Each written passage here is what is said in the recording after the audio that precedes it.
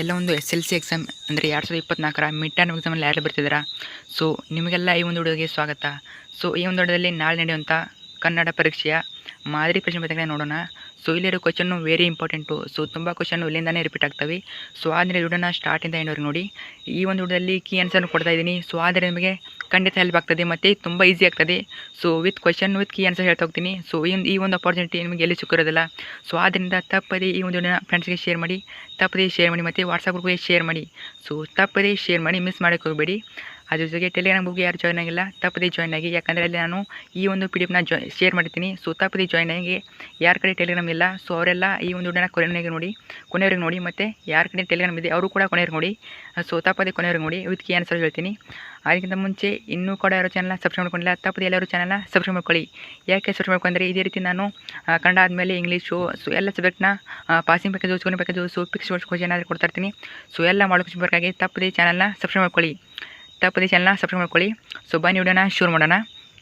ಒಂದು ಮೊದಲನೇ ಸಂಕಲನಾತ್ಮಕ ಮೌಲ್ಯಮಾಪನ 10ನೇ ತರಗತಿ ಪ್ರಥಮ ವಾರ್ಷಿಕ ಕನ್ನಡ ಪ್ರಶ್ನೆ ಪತ್ರಿಕೆ ಮೌಲ್ಯಮಾಪನ ಸೂಚಿ ಮಾದರಿ ಉತ್ತರ. ಸೊ ಇಲ್ಲಿ ವಿತ್ ಕೀ ಆನ್ಸರ್ ಇವೆ. ಸೊ ವೆರಿ ಇಂಪಾರ್ಟೆಂಟ್ ಕ್ವಶನ್ನು, ಚೆನ್ನಾಗಿ ನೋಡ್ಕೊಳ್ಳಿ. ನೋಡಿ, ಫಸ್ಟ್ನೇದಾಗಿ ಕನ್ನಡ ವರ್ಣಮಾಲೆ ಇರೋ ಅವರಿಗೆ ವಂಜನಗಳ ಸಂಖ್ಯೆ. ಸೊ ಆಬ್ಜೆಕ್ಟಿವ್ ಟೈಪು 6 ಮಾರ್ಕ್ಸ್ ಇರ್ತವೆ. ಸೊ ಬಹು ಆಯ್ಕೆಯ ಪ್ರಶ್ನೋತ್ತರಗಳು 6 ಇರ್ತವೆ. ಸೊ ವಿತ್ ಆನ್ಸರ್ ಇವೆ, ನೋಡ್ಕೊಳ್ಳಿ. ನಾನು ಸ್ಕ್ರಾಲ್ ಮಾಡ್ತಾ ಇರ್ತೀನಿ. ಸೊ ನೋಡ್ಕೊಳ್ಳಿ ಇವನು ಕೂಡ. ಇನ್ನು ನೆಕ್ಸ್ಟು ಸೆಕೆಂಡ್ ಮನೆಯಲ್ಲಿ ಕೊಟ್ಟಿರೋ ಮೊದಲೆರಡು ಪದಗಳಿಗೆ ಇರುವ ಸಂಬಂಧದಂತೆ 3ನೇ ಪದಕ್ಕೆ ಸರಿ ಹೊಂದುವ ಪದವನ್ನು ಬರೆಯಿರಿ. ಸೊ ಇಲ್ಲಿ ಕೂಡ ನಿಮಗೆ 3ನೇ ಪದಕ್ಕೆ ಸರಿ ಒಂದು ಪದವನ್ನು ಕೇಳ್ತಾರೆ. ಸೊ ಇಲ್ಲಿ ಕೂಡ 4 ಮಾರ್ಕ್ಸನ್ನು ಕೇಳ್ತಾರೆ. ಸೊ ವಿತ್ ಆನ್ಸರ್ ಇವೆ, ಚೆನ್ನಾಗಿ ಓದ್ಕೊಳ್ಳಿ. ಸೊ ಆಲ್ ದ ಬೆಸ್ಟಲ್ಲೂ ಕೂಡ. ಇನ್ನು ಕೊಟ್ಟಿರೋ ಪ್ರಶ್ನೆಗಳಿಗೆ ಒಂದೊಂದು ವಾಕ್ಯ ಉತ್ತರಿಸಿ. ಸೊ 1 ಮಾರ್ಕ್ಸಿಗೆ ಒಂದು ವಾಕ್ಯದಲ್ಲಿ 7 ಇರ್ತವೆ, ಟೋಟಲ್ ಆಗಿ 7 ಮಾರ್ಕ್ಸು. ಸೊ ಇನ್ನು ನೆಕ್ಸ್ಟು ಸೇಮ್ ಪ್ಯಾಟರ್ನ್ ಇರ್ತದೆ. So same pattern, same marks ಇರ್ತವೆ. ಸೊ ಕ್ವಶನ್ ಸ್ವಲ್ಪ ಚೇಂಜ್ ಆಗ್ಬೋದು, ಆಲ್ಮೋಸ್ಟ್ ಸೇಮ್ ಇರ್ತವೆ. ಸೊ ವೆರಿ ಇಂಪಾರ್ಟೆಂಟ್ ಕ್ವಶನ್ಸು, ನೋಡ್ಕೊಳ್ಳಿ. ಇನ್ನು ಕೊಟ್ಟಿರೋ ಪ್ರಶ್ನೆಗಳಿಗೆ 3-4 ವಾಕ್ಯಗಳಲ್ಲಿ ಉತ್ತರ ಬರೆಯಿರಿ. ಸೊ ಇಲ್ಲಿ 3-4 ವಾಕ್ಯ 2 ಅಂಕಗಳ ಪ್ರಶ್ನೆಗಳು. ಸೊ ಟೋಟಲ್ ಆಗಿ 10 ಇರ್ತವೆ. ಸೊ ಟೋಟಲ್ ಆಗಿ 20 ಮಾರ್ಕ್ಸ್ ಇರ್ತವೆ. ಸೊ ಇವು ಕೂಡ ಇಂಪಾರ್ಟೆಂಟು, ಚೆನ್ನಾಗಿ ನೋಡ್ಕೊಳ್ಳಿ.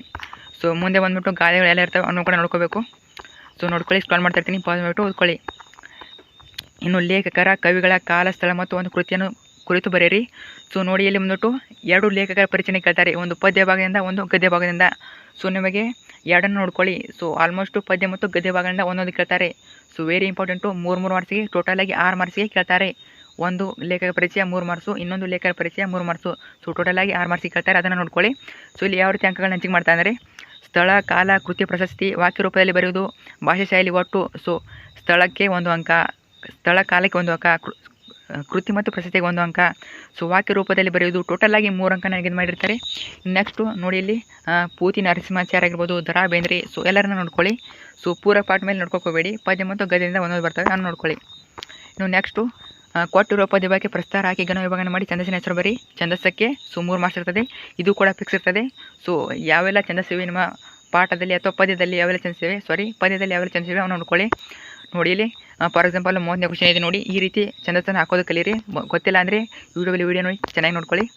ಇನ್ನು ನೆಕ್ಸ್ಟು ಕೊಟ್ಟಿರುವ ವಾಕ್ಯಗಳಲ್ಲಿ ಅಲಂಕಾರವನ್ನು ಹೆಸರಿಸಿ. ಅಲಂಕಾರ ಕೂಡ ಇರ್ತದೆ. ಎಲ್ಲ ಕ್ವಶನ್ ಪೇಪರ್ ಪ್ಯಾಟರ್ನು ಸೇಮ್ ಇರ್ತದೆ. ಸೊ ಚೆನ್ನಾಗಿ ನೋಡ್ಕೊಳ್ಳಿ, 100 ಮಾರ್ಕ್ಸ್ ಎಕ್ಸಾಮ್ ಇರ್ತದೆ. ಇನ್ನು ನೆಕ್ಸ್ಟು ವಿಡಿಯೋ ಲೆಂತ್ ಆಗ್ತದೆ, ಫಾಸ್ಟಾಗಿ ಹೇಳ್ತಿರ್ತೀನಿ. ಸೊ ಮಾರಿ ಗೌತಮವಾಯಿತು ನಾಳಿನ ಭಾರತವು. ಸೊ ಈ ರೀತಿ ಒಂದು ಸೆಂಟೆನ್ಸ್ನ ಕೊಡ್ತಾರೆ. ಸೊ ಹಲಗಲಿ ಬೇಡರಿರ್ಬೋದು, ಸೊ ಯಾವ್ದು ಬೇಕಾದರೂ ಕೇಳ್ಬೋದು. ಸೊ ನೋಡ್ಕೊಳ್ಳಿ. ಇನ್ನು ಕೊಟ್ಟಿರುವ ಗಾದೆಗಳಲ್ಲಿ ಯಾವುದಾದ್ರು ಒಂದು ವಿಸ್ತರಿಸಿ. ಸೊ ಫಿಕ್ಸ್ ಮೇಲೆ ಗಾದೆನ ಕೇಳ್ತಾರೆ. ಸೊ 2 ಕೆಟ್ಟಿರ್ತಾರೆ, ಒಂದು ಆಪ್ಷನ್ ಕೊಟ್ಟಿರ್ತಾರೆ. ಸೊ ಅದರಲ್ಲಿ ಯಾವುದು ಈಸಿ ಅನಿಸುತ್ತೆ ಅದನ್ನು ಬರೀಬೇಕು. ಇನ್ನು ನೆಕ್ಸ್ಟು ಗಾದೆಗಳನ್ನ ನೋಡ್ಕೊಳ್ಳಿ, ಯಾವೆಲ್ಲ ನಿಮ್ಮ ಪುಸ್ತಕದಲ್ಲಿ ಕೊಟ್ಟಿರ್ತಾರೆ. ಸೊ ನೋಡ್ಕೊಳ್ಳಿ. ಇನ್ನು ಕೊಟ್ಟಿರುವ ಹೇಳಿಕೆ ಸಂದರ್ಭ ಮತ್ತು ಸ್ವಾರಸ್ಯಗಳನ್ನು ಬರೆಯಿರಿ. ಸೊ ಸಂದರ್ಭ ಸ್ವಾರಸ್ಯ ಇಂಪಾರ್ಟೆಂಟು, ಫಿಕ್ಸ್ ಕೇಳ್ತಾರೆ. ಸೊ ಟೋಟಲ್ ಆಗಿ 18 ಮಾರ್ಕ್ಸಿಗೆ ಸಂದರ್ಭ ಇರ್ತವೆ. ಸೊ 6 ಸಂದರ್ಭ 18 ಮಾರ್ಕ್ಸು. ಸೊ ಪ್ರತಿಯೊಂದಕ್ಕೂ 3 ಅಂಕ ಇರ್ತದೆ. ನೋಡಿ, ಇಲ್ಲಿ ಸಂದರ್ಭದಲ್ಲಿ ಆಯ್ಕೆ, ಸಂದರ್ಭ, ಸ್ವಾರಸ್ಯ ಬರೀಬೇಕು. ಸೊ ಪ್ರತಿಯೊಂದಕ್ಕೂ 3 ಅಂಕ ಇರ್ತದೆ. ಆಯ್ಕೆಗೆ 1 ಅಂಕ, ಸಂದರ್ಭಕ್ಕೆ 1 ಅಂಕ, ಸ್ವಾರಸ್ಯಕ್ಕೆ 1 ಅಂಕ. ಆಯ್ಕೆದಲ್ಲಿ ಏನು ಬರಬೇಕಂದ್ರೆ ಕವಿ ಹೆಸರು, ಆ ಪಾಠದ ಕೃತಿ, ಪಾಠದ ಹೆಸರು. ಸೊ 3 ಬರಬೇಕು. ನಿಮಗೆಲ್ಲ ಗೊತ್ತಿದೆ ಅನ್ಕೋತೀನಿ. ಸೊ ನೋಡ್ಕೊಳ್ಳಿ. ನೋಡಿ, ಸ್ಕ್ರಾಲ್ ಮಾಡ್ತಾ ಇರ್ತೀನಿ, ಇನ್ನು ಪಾಸ್ ಬಿಟ್ಟು ನೋಡ್ಕೊಳ್ಳಿ. ಸೊ ಇನ್ನು ಕೊಟ್ಟಿರೋ ಪದ್ಯ ಭಾಗವನ್ನು ಪೂರ್ಣಗೊಳಿಸಿ. ಸೊ ಪದ್ಯ ಭಾಗವನ್ನು ಕೊಡ್ತಾರೆ. ಸೊ ಪದ್ಯ ಭಾಗನ ಫಿಕ್ಸ್ ಕೊಡ್ತಾರೆ. ಸೊ ಎಲ್ಲ ಇಲ್ಲಿ ಯಾವ ರೀತಿ ಪ್ಯಾಟರ್ನ್ ಇದೆ ಸೇಮ್ ಇರ್ತದೆ. ಸೊ ಪದ್ಯ ಭಾಗಕ್ಕೆ 4 ಮಾರ್ಕ್ಸ್ ಇರ್ತದೆ. ಸೊ ಅದನ್ನು ನೋಡ್ಕೊಳ್ಳಿ. ಸೊ ಯಾವೆಲ್ಲ ಪದ್ಯ ಭಾಗನ ನಿಮ್ಮ ಸ್ಕೂಲಲ್ಲಿ ಹೇಳಿದ್ದಾರೆ, ಸೊ ಯಾವೆಲ್ಲ ಇಂಪಾರ್ಟೆಂಟ್ ಇವೆ ಅವನ್ನ ನೋಡ್ಕೊಳ್ಳಿ. ಸೊ ಇಲ್ಲಿ ಕಲುಷಿತವಾದ ನದಿಗಳಿಗೆ, ಸೊ ಇದು ಕೂಡ ಇಂಪಾರ್ಟೆಂಟು, ನೋಡ್ಕೊಳ್ಳಿ. ಸೊ 2 ಆಪ್ಷನ್ ಕೊಟ್ಟಿರ್ತಾರೆ, ಅವುಗಳಲ್ಲಿ ಎರಡರಲ್ಲಿ ಒಂದನ್ನು ಬರೀಬೇಕು. ಇನ್ನು ಕೊಟ್ಟಿರೋ ಪದ್ಯ ಭಾಗವನ್ನು ಓದಿ ಅರ್ಥೈಸಿಕೊಂಡು ಅಡಗಿರುವ ಮೌಲ್ಯವನ್ನು ಆರಿಸಿ. ಸೊ ಇಲ್ಲೊಂದು ಪದ್ಯವನ್ನು ಕೊಟ್ಟಿರ್ತಾರೆ, ಅದರ ಹಳೆಗನ್ನಡದಲ್ಲಿರ್ತದೆ ಅಥವಾ ಬೇರೆ ಅರ್ಥ ಇರ್ತದೆ. ಸೊ ಅದನ್ನು ನೀವು ವಿವರಣೆ ಮಾಡಬೇಕು. ಈ ಒಂದು ಪದ್ಯದ ವಿವರಣೆ ಮಾಡಬೇಕು. ಕೆಲವೊಂದು ಸಲ ಪದ್ಯದಿಂದ ಕೊಡ್ತಾರೆ, ಪಾಠದಿಂದ ಕೊಡ್ತಾರೆ ಅಥವಾ ಹೊರಗಿನಿಂದ ಕೊಡ್ಬೋದು. ಸೊ ಒಂದು ಪದ್ಯದ ಸಾರಾಂಶ ಬರಬೇಕು. ಇದಕ್ಕೂ ಕೂಡ ಟೋಟಲಾಗಿ 4 ಅಂಕ. ನೆಕ್ಸ್ಟು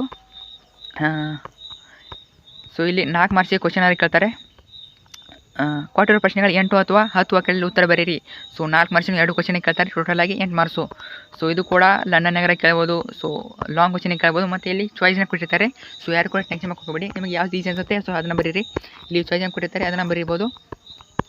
ಇನ್ನು ನೆಕ್ಸ್ಟು ಕೊಟ್ಟಿರುವ ಗದ್ಯ ಭಾವವನ್ನು ಓದಿಕೊಂಡು ಕೊಟ್ಟಿರುವ ಪ್ರಶ್ನೆಗಳಿಗೆ ಉತ್ತರ ಬರೀರಿ. ಸೊ ಇಲ್ಲೂ ಕೂಡ ನಿಮಗೆ ಇಲ್ಲೊಂದು ಪದ್ಯವನ್ನು ಕೊಟ್ಟಿರ್ತಾರೆ. ಸೊ ಅಲ್ಲೊಂದು ಕ್ವಶನ್ ಇಟ್ಟಿರ್ತಾರೆ 2 ಟೋಟಲಾಗಿ, ಅದು ಕೂಡ 4 ಮಾರ್ಕ್ಸು. ಸೊ ಇನ್ನು ನೆಕ್ಸ್ಟು ನಿಮಗೆ ಪಿಕ್ಸ್ ಒಂದು ಪತ್ರವನ್ನು ಕೇಳಿರ್ತಾರೆ. ಸೊ ಪತ್ರ ಕೂಡ ಈಸಿಯಾಗಿರ್ತದೆ. ಸೊ ನೋಡ್ಕೊಳ್ಳಿ, ಇಲ್ಲೊಂದು ಸ್ಕ್ರೀನ್ ಮೇಲೆ ಹಾಕಿದ್ದೇನೆ, ಯಾವೆಲ್ಲ ಇಂಪಾರ್ಟೆಂಟ್ ಇರ್ತವೆ, ಸೊ ಯಾವೆಲ್ಲ ಪಾಯಿಂಟ್ಗೆ ಯಾವ ರೀತಿ ಅಂಕ ಕೊಡ್ತಾರೆ ಅಂತ ನೋಡ್ಕೊಳ್ಳಿ. ಸೊ ಇದು ವೆರಿ ಇಂಪಾರ್ಟೆಂಟ್ ವಿಡಿಯೋ, ತಪ್ಪದೇ ಶೇರ್ ಮಾಡಿ ಮತ್ತು ಲೈಕ್ ಮಾಡಿ. ಸೊ ನೋಡಿ, ಇನ್ನು ನೆಕ್ಸ್ಟು ಇದ್ರ ಜೊತೆಗೆ ನಿಮಗೊಂದು ಪ್ರಬಂಧ ಬೇರೆ ಕೊಟ್ಟಿರ್ತಾರೆ. ಸೊ ಇಲ್ಲಿ ಕೊಟ್ಟಿರೋ ವಿಷಯಗಳಲ್ಲಿ ಯಾವುದಾದ್ರು ಒಂದನ್ನು ಕುರಿತು 15 ವಾಕ್ಯಗಳಲ್ಲಿ ಕಡಿಮೆ ಇಲ್ಲಂತೆ ಪ್ರಬಂಧ ಬರೆಯಿರಿ. ಸೊ ಸಾಮಾಜಿಕ ಪಿಡುಗುಗಳು, ಭಾರತದ ಸ್ವಾತಂತ್ರ್ಯೋತ್ಸವದ ಅಮೃತ ಮಹೋತ್ಸವ. ನೋಡಿ, ಇಲ್ಲಿ ನಿಮಗೆ 2 ಚಾಯ್ಸನ್ನು ಕೊಟ್ಟಿರ್ತಾರೆ. ಕೆಲವೊಂದು ಸಲ ನಿಮ್ಮ ಡಿಸ್ಟ್ರಿಕ್ಟ್ ವೈಸ್ ಇರ್ತದೆ, ಅಲ್ಲಿ ಕೆಲವೊಂದು ಸಲ ಚಾಯ್ಸನ್ನು ಕೊಟ್ಟಿರೋದಿಲ್ಲ. ಸೊ ಆದಷ್ಟು ಚಾಯ್ಸನ್ನು ಕೊಡ್ತಾರೆ. ನಿಮ್ಮ ಪ್ರಾಕ್ಟೀಸ್ನಲ್ಲಿ ನೀವಿರಿ. ಸೊ ಇಷ್ಟ ಆದರೆ ನಿಮ್ಮ ಕ್ವಶನ್ ಪೇಪರು 100 ಮಾರ್ಕ್ಸಿಗೆ ಮುಗಿತದೆ. ಸೊ ಇಷ್ಟೇ ಇರ್ತದೆ, ಏನೂ ಟೆನ್ಷನ್ ಮಾಡ್ಕೋಬೇಡಿ. ಸೊ ತುಂಬ ಈಸಿ ಇದೆ. ಸೊ ಕರೆಕ್ಟಾಗಿ ಓದ್ಕೊಳ್ಳಿ. ಆಲ್ ದ ಶೇರು ಕೂಡ ತಪ್ಪದೇ ಶೇರ್ ಮಾಡಿ. ಮತ್ತೇನಾದರೂ ಇದರ ಬಗ್ಗೆ ಡೌಟ್ ಇದ್ದರೆ ತಪ್ಪದೇ ಕಮೆಂಟ್ ಮಾಡಿ. Thank you so much video ನೋಡೋದಕ್ಕೆ. ತಪ್ಪದೇ ಶೇರ್ ಮಾಡಿ.